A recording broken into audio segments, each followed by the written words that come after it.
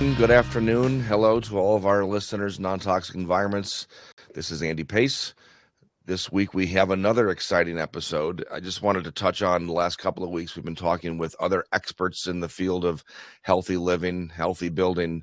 And, I talk about this all the time with my clients that from every person I talk to, every client I consult with, every expert we have here on the show, I'm learning something. And, it's been 30 years of being in the healthy living space, and there's still so much more to learn. And this week is just an absolutely perfect example of that.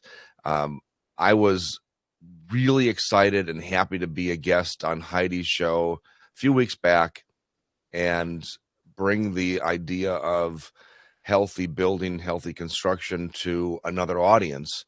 Obviously, this is an audience that Heidi already has, that she's talked about healthy living in all aspects in her podcast, but to talk specifically about design and construction and get a little detailed was really a lot of fun for me. And since then, I've been excited to have Heidi on our show to tell us a little bit about what she does. And so I'm going to have Heidi Kuimjian come on the show and probably pronounce her name better than I did. I apologize. even though I practiced with you like 15 seconds ago. But in any event, Heidi, welcome to Non-Toxic Environments. Hello, thank you so much for the warm welcome, and I'm so excited to be here. Excellent. Well, so if you've watched some of the past shows, so far we've done 5 or 6 episodes of the live show. What's really cool about this show is that we have our own circle community of listeners and followers and past customers that have access to come on the show live if they want to ask questions. They also have the ability to watch the show afterwards at a more convenient time for them. I know it's tough because I have clients all over the world, and so we had to pick a time. So we said 12 noon Central Time because that's most convenient for me, because I can't make it convenient for everybody around the world. So we're just going to do this time. So first off, thank you for making this time available to share with us. And then second, please give us a little background about who you are and what you do.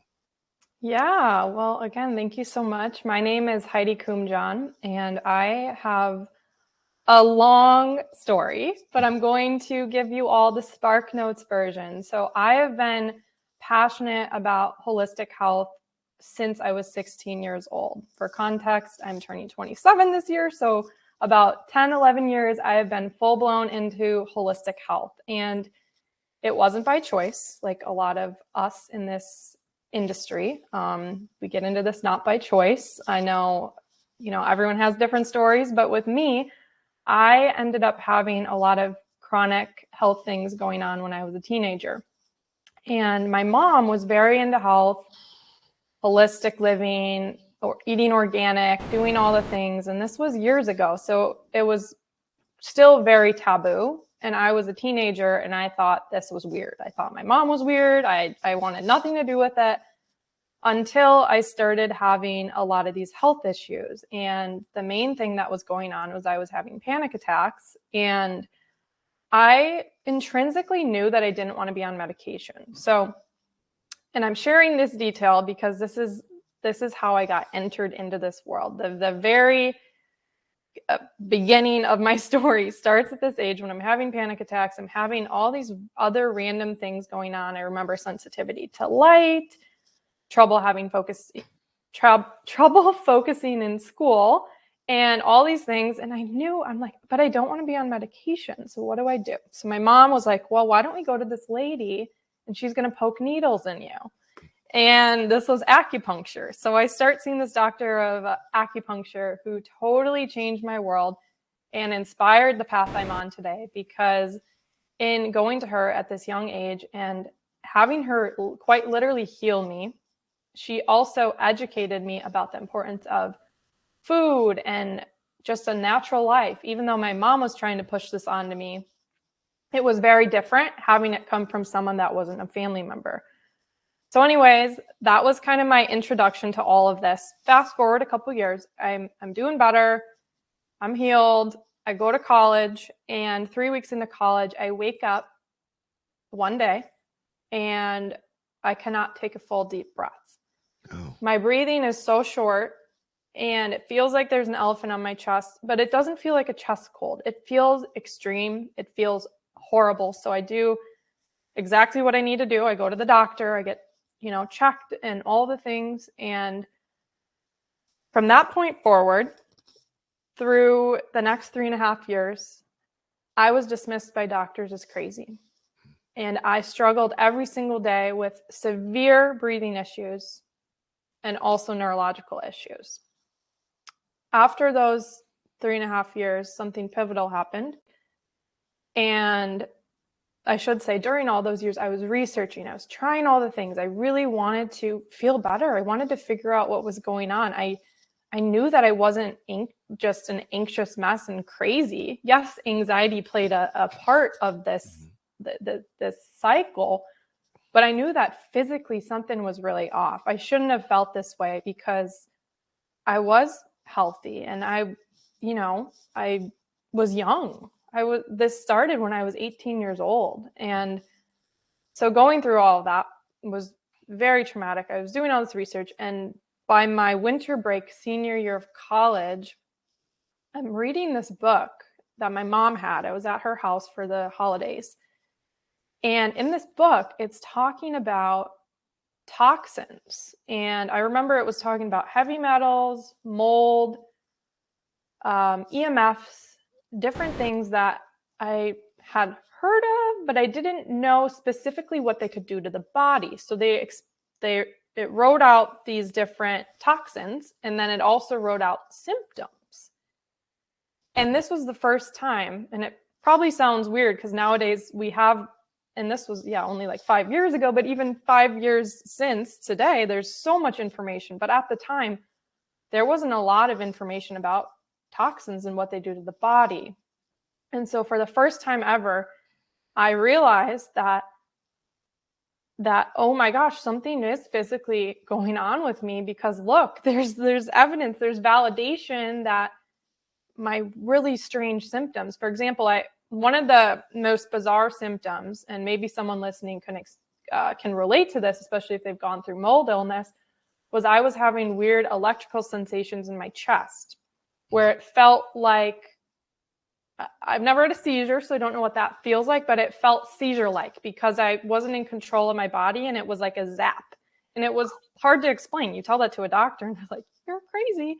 But anyway, so pinpointing and reading this list of these super specific symptoms that I had, I was like, oh my goodness, I think I found my answer that I've been searching for 3.5 years. So after that happened, I was finally filled with hope and so excited to have a little bit more direction for my research and figuring out a plan to getting better. And I ended up detoxing from basically an overburdened toxic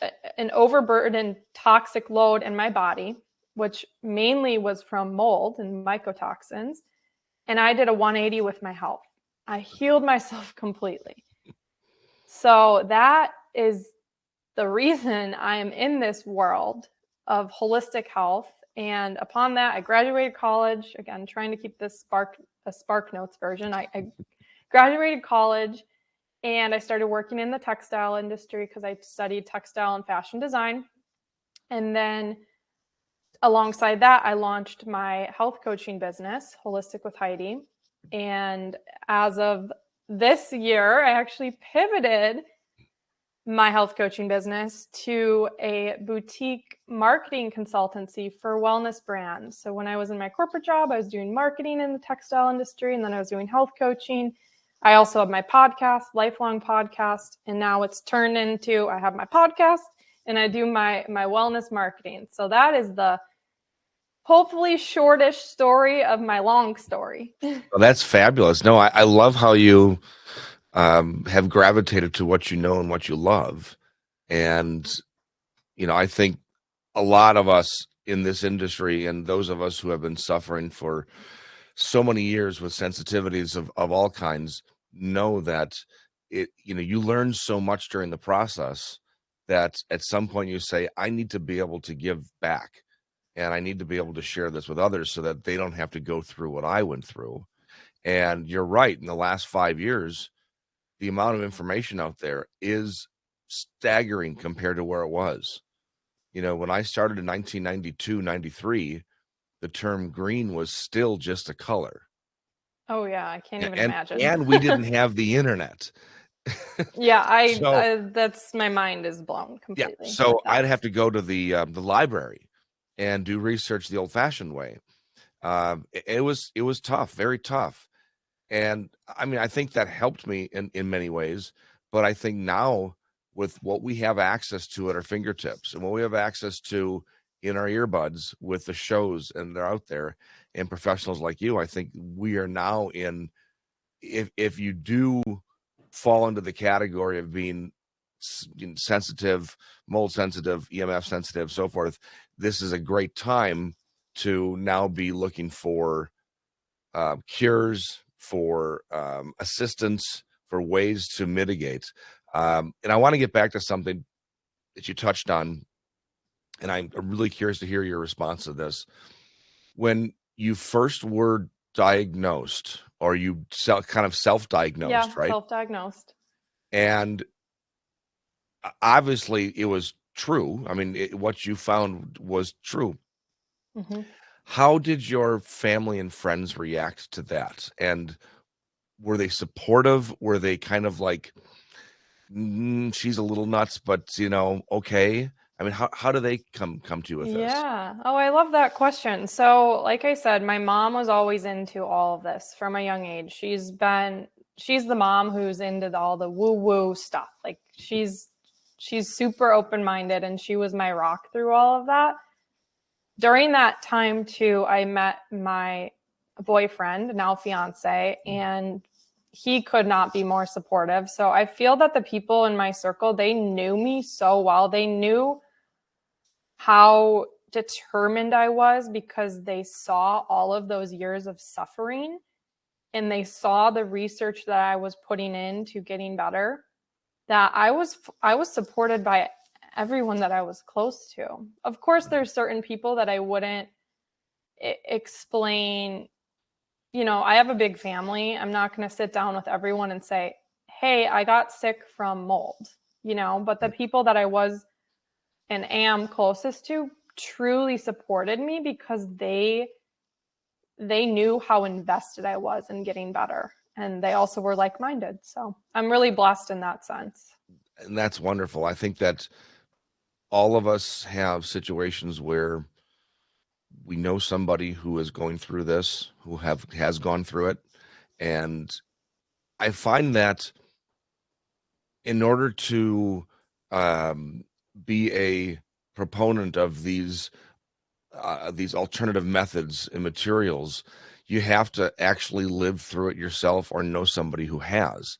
And I think that's very difficult for somebody off the street who doesn't know anybody who's ever had a mold sensitivity before to hear your story and others who have gone through this, to not think that that's just not right. I mean, that's something's wrong. It's not a mold. I mean, I'm around mold all the time. How come I'm not sick? And Mm. I hear that so much from contractors. They're It's the so ones saying, dismissive. "Oh yeah, yeah. Well, if they can't, if they're not getting sick from this, then how can you get sick?" It's crazy. It is. And so every time somebody goes through this and has that story to share, I love to bring that out to the audience because we need more people to talk about it. It needs to be more mainstream because I think it is. I think that there's, years ago, 30 years ago, it was estimated somewhere around 25% of the American population has a chemical sensitivity of some sort, whether they know it or not. Wow. You know, these are people who are walking through the department store and they just instinctively avoid the perfume aisle because they know it's going to give them a headache. Hmm. Uh, why does it give them a headache? That's a chemical sensitivity. That's a reaction. Yep. And so fast forward now 30 years, and now we're dealing with electromagnetic fields and we're dealing more with mold because we understand it more now. Hmm. Five, 6 years ago, we didn't have the genetic testing to say whether you're predisposed to have mold sensitivity or not. Mm-hmm. We have that now. So I think that 25% is probably more like 50% of the population has some type of sensitivity or has a reaction to these things. But most people just decide to ignore it because it's easier to ignore than it is to actually try to learn and understand and research the way you did. Mm-hmm. Yeah, I have to chime in there for a second because as far as the mold toxicity, like you said, it's becoming more prevalent because there is more testing. Another reason that it is becoming more prevalent, though, is because of things like EMFs. Because EMFs, there are studies that show that EMFs and mold exacerbate one another. And then on top of that, we live in a society, not to be doom and gloom, because I like to remain positive, but the reality is we live in a very toxic world, and the toxicities are increasing in other areas, not just in mold. For example, our food system is really bad, and there's a lot of things that we're up against in this chemical world. And when that is all bombarding a person, that is impacting their immune system, and the immune system is what is affected by mold. So it's kind of like this toxic soup, and you need to get your body into balance. And that's why I really advocate for a lower toxic lifestyle and making decisions when you can, when applicable. We talked about this when you were on my show with upgrading things in your home, maybe not renovating your whole house at once because that's unrealistic, but thinking about those areas that cover the most surface that are the most toxic so that you can reduce your toxic burden and in turn improve your immunity and your resiliency to these different chemical bombardments that we'll have in our world when you're outside of your home. So I want to get into a couple of specifics, especially since in light of your last couple of podcasts. But before I get to that, I've got to ask you, because you said a lot in that last couple of minutes, and we're all surrounded with. So leave the doom and gloom to me, I guess. So because I'm known for kind of bringing this, but then I wrap it up with usually a call to action on how we change things. But honestly, it's we're surrounded with mold. Mold is everywhere. Mold isn't a bad thing unless it's a certain type of mold and it's at a level that's higher than what it should be. But it could be mold coming from your built environment. It could be mold coming from your food sources, right? Yeah. And so I think a lot of times people have this problem with, okay, if everything in my life now needs to be addressed, how do I even start? And if I start, is it going to make enough of an impact? It's like working out. It's, joining a health club and working out. The very most difficult part is getting yourself there the first time. Yeah. And I think it's because we all want a quick fix, and we all think that there's a pill or a some type of something we can take or a program we can follow. But ultimately, we all know it's going to take a lot of work and a lot of effort. And so people are afraid to start that process. So with your clientele, somebody hires you and they have all these sources of pollutants in their home. Where's a good place to start? Yeah, I definitely want to echo you on the note of preventing overwhelm and just validating that this can be very overwhelming, and that, it's really important to meet people where they are at. So that is number one for me, is, okay, getting on their level, truly trying to understand what the person is going through, what their level of knowledge is in these areas, and taking a step back and letting my, ego go too, because not that I'm someone with a big ego or anything like that, but it's important when you're a non-toxic educator to not show up in a way that is very intimidating or arrogant, you know? Mm-hmm. So what I would recommend for those people is to take baby steps and think about the areas that they're spending their most time in. So certain areas include the bedroom and the office. I would actually say start by upgrading your bedroom, make your bedroom your sanctuary.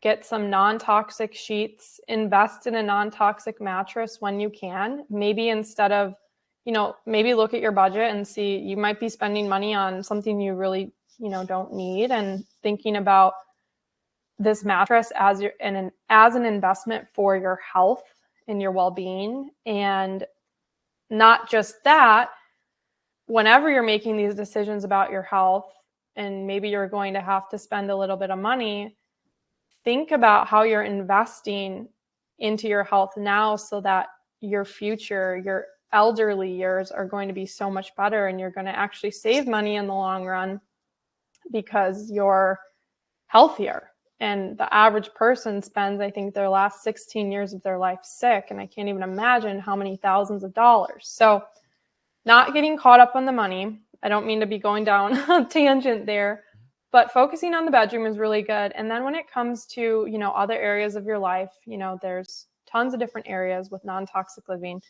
I would suggest upgrading products as you run out. So personal care products, that's a really important area for women to pay attention to, because the average woman applies 168 chemicals before she leaves the house on a daily basis, which is crazy.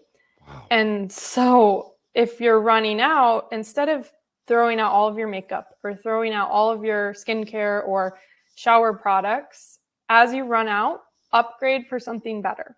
And also think about ditching things that you don't need.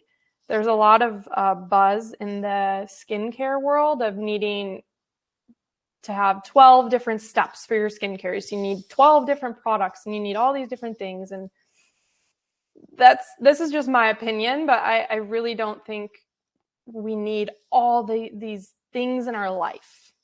And thinking about ways to go minimalist will really help you in the long run, your health, your wallet, ditching the toxic fabric softeners and different fragrances in your home.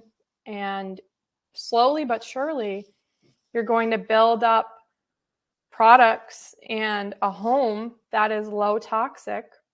And I haven't even talked about diet and water, but like slowly but surely, you're going to create this snowball effect in the best possible way. And the reason I say that it's a snowball effect is because when you're making these changes, you are going to have the positive reinforcement pretty quick after that shows that you feel better.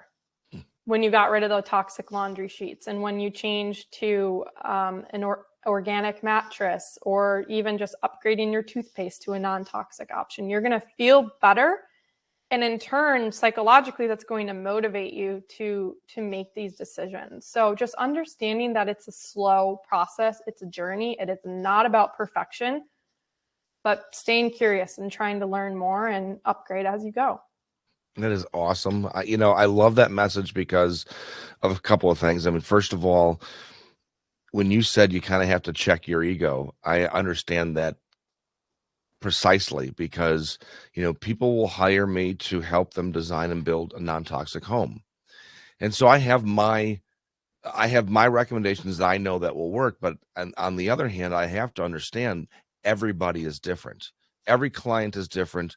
What I just did for the last client, I can't do for the next. And the desires, their wants and needs, their financial issues, whatever it is, I look at being a good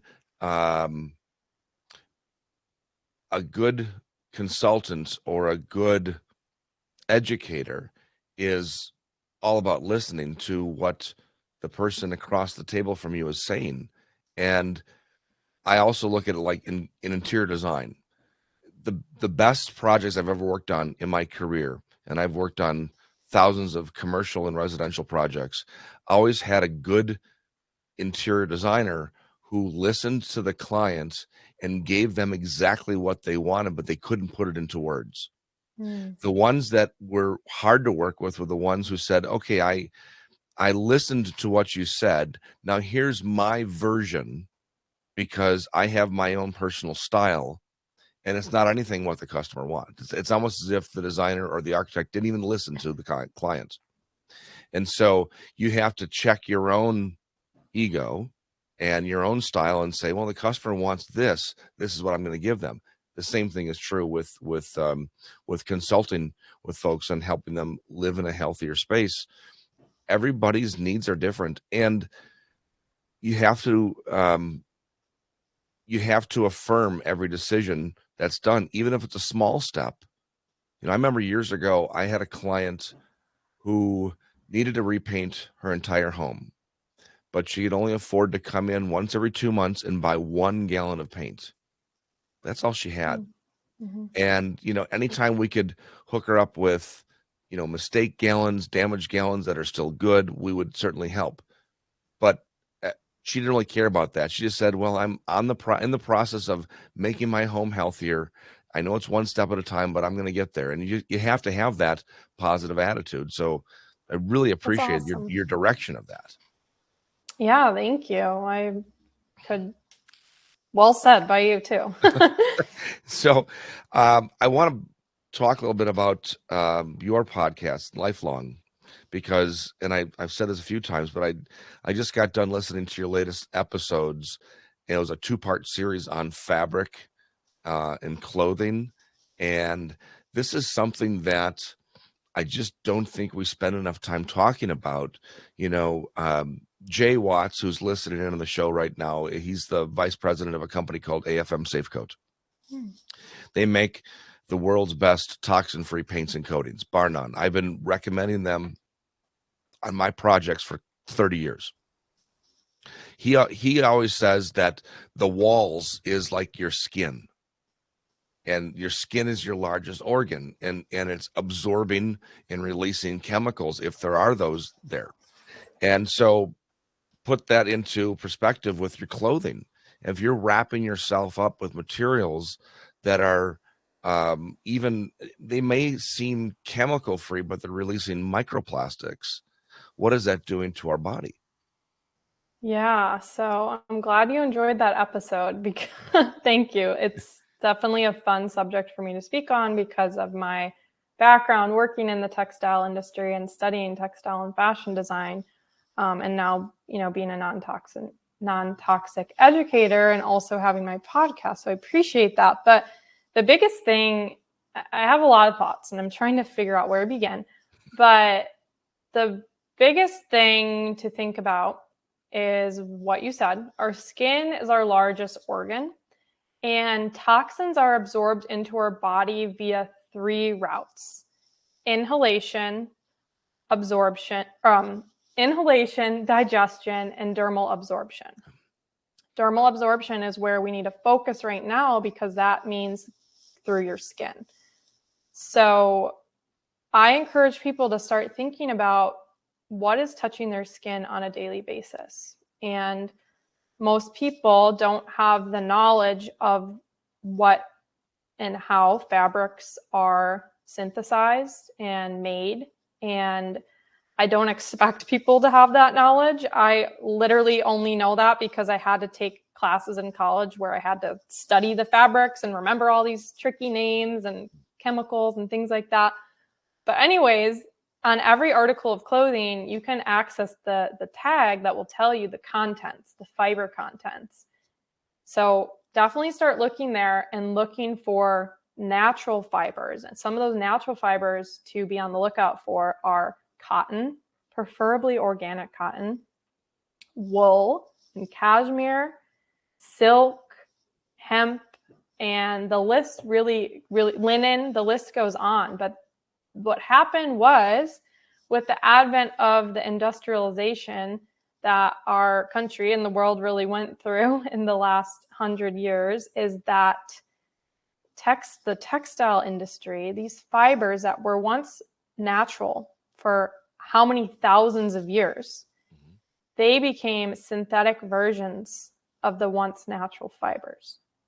And with the advent of fast fashion, churning out all of these, trending styles made really cheaply in sweatshops where people are treated and poorly and paid a non-living wage. On top of it, they're exposing workers to these extreme chemicals, and then the people that buy them are getting exposed to these chemicals. So some of the biggest issues there, someone listening might think, well, why does it matter that these fabrics were synthesized from chemicals? Like, why does that matter? And it matters, again, because it touches your skin, and it also matters because these fibers come from the petroleum industry. So essentially, people are wearing plastic. And when you're wearing plastic, not only is that exposing you to microplastics, which are accelerated into the environment, they kind of get jazzed up in a way when you're washing them and there's heat. They're released more easily. That's a better way to say it. Mm-hmm. They also contain these toxic chemicals like phthalates and PFAS, and there's a lot of additives. Again, I don't want to get into the weeds here, but the long and short of it is fabrics always used to be natural, and now more and more fabrics are extremely unnatural.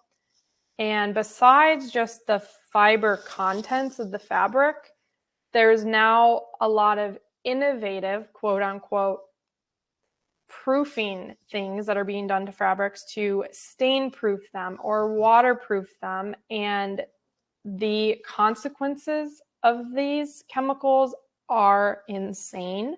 There was a study recently done on underwear and men's testosterone levels and sperm counts, which sounds wild, but it makes sense because it's, vital organs in our skin. And when you have these chemicals there touching you all day long, every single day, yes, they're going to get into your bloodstream. So I really encourage people to really start understanding the clothing that they're wearing by reading those tags when they're in the store, or when you're shopping online, you can click more info and you will always be able to find the fiber contents. And if you ever have questions about some of these finishes, like the stain proofing and the waterproofing, and even there's a color fastness proofing that prevents, color from fading, email companies, hold companies liable. They're there for you. They should be. So don't ever feel ashamed to reach out to a company and say, hey, I take my health very seriously. I don't want to be exposed to these chemicals. Can you really break down the exact fiber contents and your process of manufacturing? And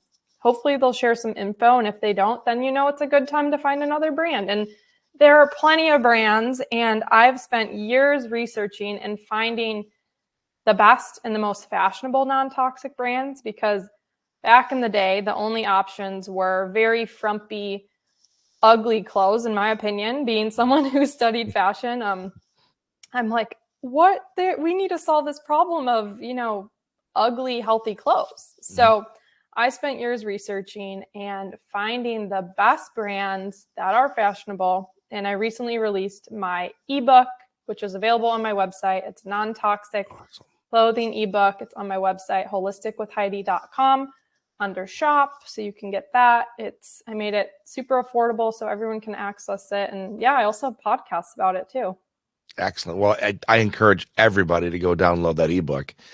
Honestly, it's, I've been saying this for years, that there are certain avenues of consumerism that are still yet to be really figured out. Lighting, everybody wants to know if there's more eco-friendly versions of lighting, and this is something that we're still waiting for. But fabrics and fashion clothing, it's just something that is, I think that's one of those things where people think, well, that's where I'm going to splurge a little bit. I'm going to buy something because it looks nicer in lieu of because it's actually healthier for me. But now I think it's even more difficult because most manufacturers have come out with this, what they call high performance fabrics. You're supposed to be able to wear these materials and they're more breathable, they're more rain resistant, they're wrinkle resistant. You have these golf jackets and these, spandex for working out in and so forth, and they're supposed to be higher performance. By higher performance, that just immediately tells me lots of chemicals. Mm-hmm. Absolutely. And some of those chemicals like phthalates, those are a really prevalent one. Those are linked with serious endocrine disruption and even DNA damage, which it's like, hold on, this chemical can alter my DNA? Right. So, and again, it's not about perfection. It's not about switching your whole wardrobe. I very openly have a closet filled with toxic fabrics, but I've been slowly upgrading when possible to get more natural fibers and healthier materials. So it's not about being perfect, but being aware. And maybe if you're going through some health challenges, or you're pregnant or thinking about becoming pregnant, or you're dealing with some serious hormonal imbalance, I would go a little more hardcore and just try it. And if you're wearing the same thing and needing to wash it every single day, then do that. You can also go thrift shopping. That's another great way to save money and find sustainable options. Just again, looking for those natural fibers, reading the contents, feeling it, getting home, make sure you wash it in a non-toxic cleaner, and then put it in the sun so that the sun can cleanse out it can off gas any chemicals that were used to clean it at the Goodwill or wherever you were thrift shopping. Right. So that's another just cost effective way. And thrifting is in, like, the influencers are doing that. So definitely. Well, and starting with base layers, I think that all of us can, if we're going to start somewhere to try to improve our collection of clothing, start with the layers that touch your skin the first. Absolutely. Undergarments and socks and so forth, things that are on all day long, and you want to make sure those are the healthiest. Yep, you hit the nail on the head there. I'm glad Excellent. You mentioned that. Okay. And so we will definitely link that ebook in the show notes and put it on the podcast, because thank you. That's just a must for people. You got to download this ebook. It sounds phenomenal. You're so well versed in many things. I mean, I could talk to you for hours, but I wanted to also touch on the whole food side of things, because as somebody who, you have gone through mold exposure, mold toxicity, and we've talked about this before, about how mold exposure could come either from the home you're living in or the place you're working, or it could come from the food that you are eating. And it's whether it's in the food or it's on the food, it needs to be properly cleaned off or what have you. I mean, touch a little bit about on that with food sources. Yeah, definitely. So there are foods that tend to be more mold prone. Again, this isn't a one size fits all thing, but it's more of if you think that you're experiencing mold illness, if you aren't feeling your best, maybe try removing these things from your diet and seeing how you feel. And some of those include coffee beans.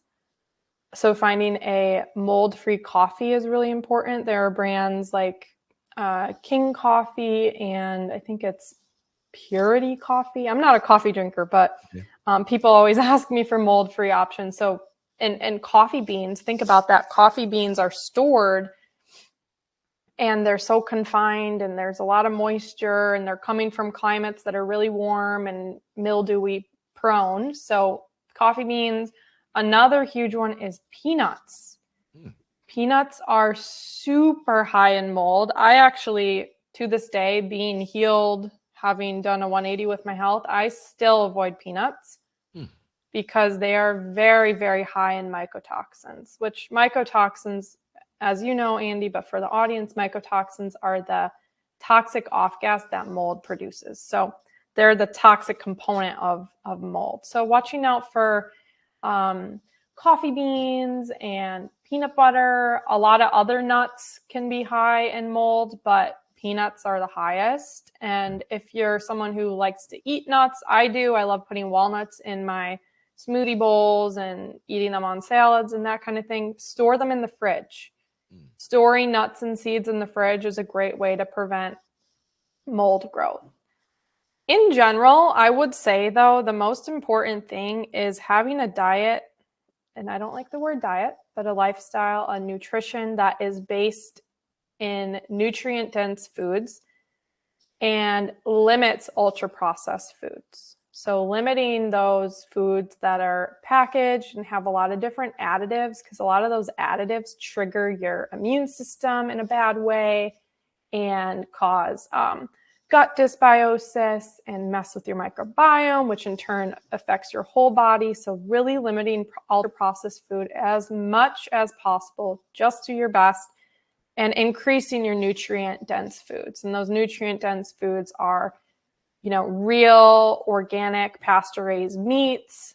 I've been into raw dairy lately. That's a whole other controversial subject, but it's very nutrient-dense.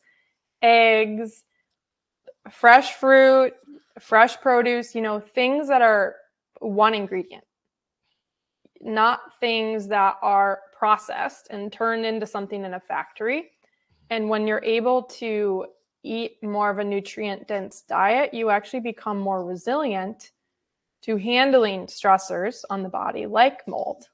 So there's kind of a two-prong approach there. It's like limit mycotoxin foods, but also have a diet that's rich in nutrient-dense foods and limits ultra-processed foods.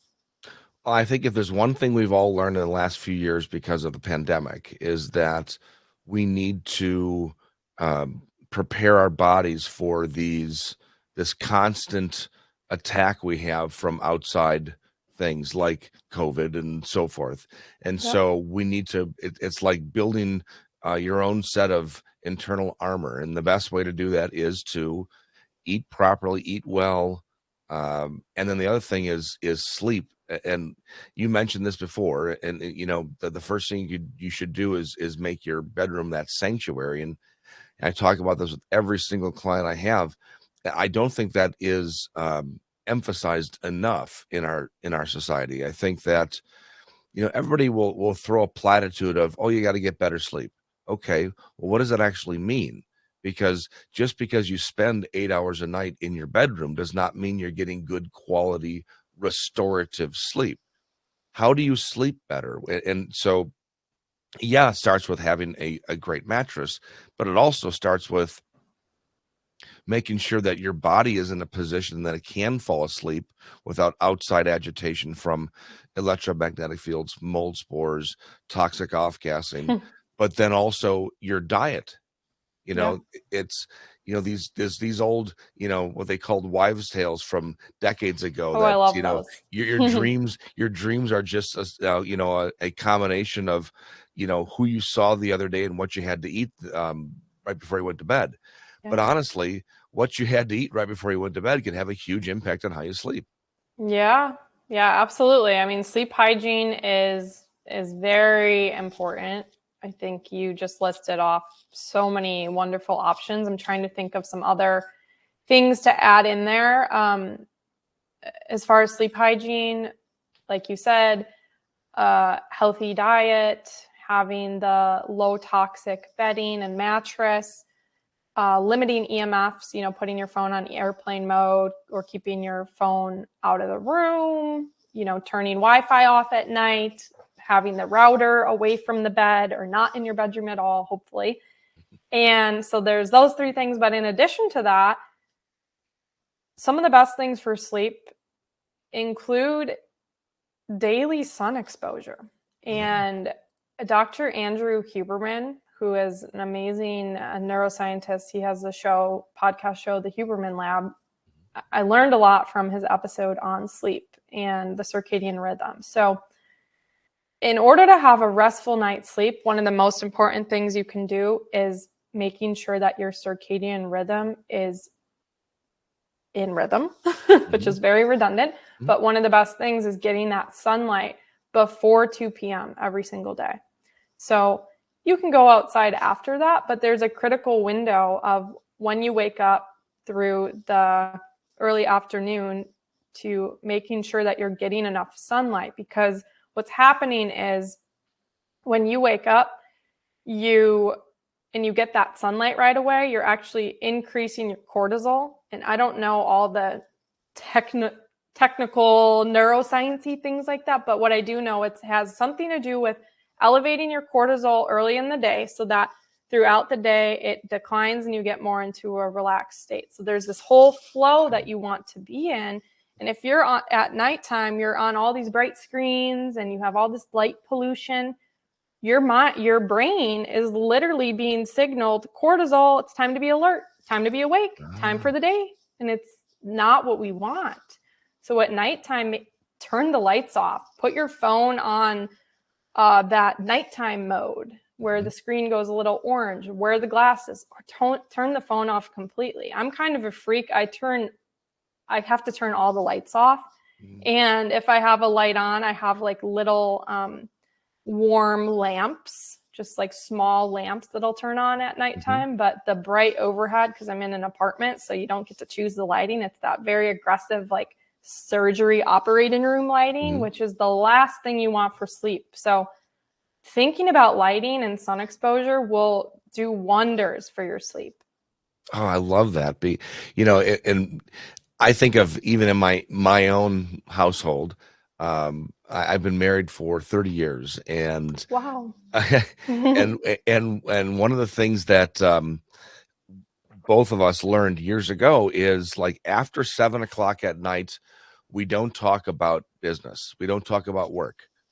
We completely avoid the subject because we don't want to both get worked up again in talking about things. And so it's essentially light, and now screens, your iPad, your computer screen, your iPhone, whatever, that's doing the exact same thing. It's working your mind up to the point where it's having its own internal conversation, and it can't shut off. So people like me, if I get worked up on a subject right before I go to bed, I lay in bed for hours and my mind is just spinning.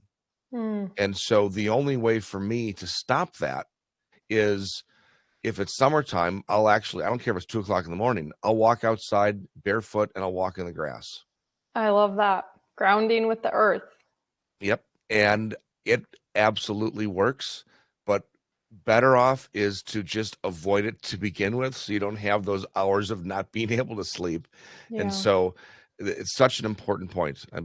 Great idea to bring up, Heidi. Thank you. Yeah, I love your tip too with the avoiding work conversations or stressful chats after 7. My fiance and I were kind of finding what works for us. He has a crazy work schedule, so when he gets home, by the time we eat, sometimes we're not hanging out till like 8 p.m. and that's when he just worked a whole long day and he wants to go on his computer.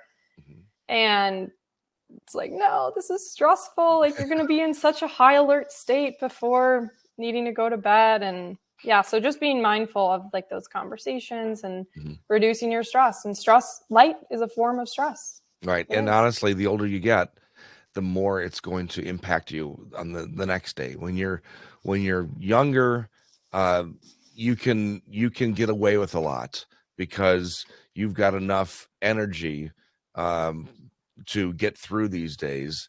For me, once I hit my 50s, I realized that I need to be more mindful of what I do the last couple hours before trying to fall asleep, because it can really have an impact on the next day. So we're getting close to the end here. I just wanted to open it up if anybody has any questions. I know Jay's been popping on the chat and adding some points about circadian rhythm and turning off the Wi-Fi. I'm just reading these now. Yeah, thank you, Jay. Does anybody else have any questions about either anything we talked about or anything else that I have yet to bring up? Please feel free to put it in the chat. If it's a longer question and you don't think you have enough time to put it in the chat, feel free to even just raise your hand. There's a little raise hand button on the bottom of your screen, and that way I know that you might be in the process of typing something. After this show is over, it'll go on to the circle community for the next week or so, and let anybody who wasn't able to join us live today listen to the show afterwards. And then about a week later, it gets put up as a podcast. So the only way you do get to ask questions is if you are joining us right now, and so feel free to ask any questions. Otherwise, Heidi, is there anything else that you'd like to make us aware of, and maybe something you're working on for with your new adventures? Yeah, I think in closing, just thank you again for letting me have this opportunity. It's been a super fun and engaging conversation. I'm going to say it again. I love that we're both Wisconsinites. It's actually a warm day up in the Midwest today. But yeah, everyone, if interested, please follow along on Instagram. My brand is Holistic with Heidi, at Holistic with Heidi. And that is where I share all things easy, non-toxic living. And it's just a fun community that I've built there. I also have my podcast, Lifelong, which you can find on all major streaming platforms. I'm also on Instagram with the podcast at lifelong_pod. And yeah, I really just love making myself available for questions and comments. And at the end of the day, just really love educating people. So be sure to follow along on those. And if you want to get the ebook too, that's my newest update. Other than that, there will be more offerings and things like that on my website in the coming months. Excellent. Thank you so much. Everybody download that ebook. Visit Heidi at one of her platforms. You're just an absolute wealth of knowledge, and you are a wonderful speaker. And so it's very easy to listen to you talk about this. I just feel that I don't have to try to understand certain words you're saying, because they roll off your tongue so easy, but yet I understand them. And I'm sure the audience will also say the same thing. So thank you for being so clear in your message. Wow, thank you. That's a major compliment. So I appreciate it. And this was awesome. Excellent. Thank you, Heidi. And everybody else, we will see you again next week on Non-Toxic Environments. Have a wonderful week.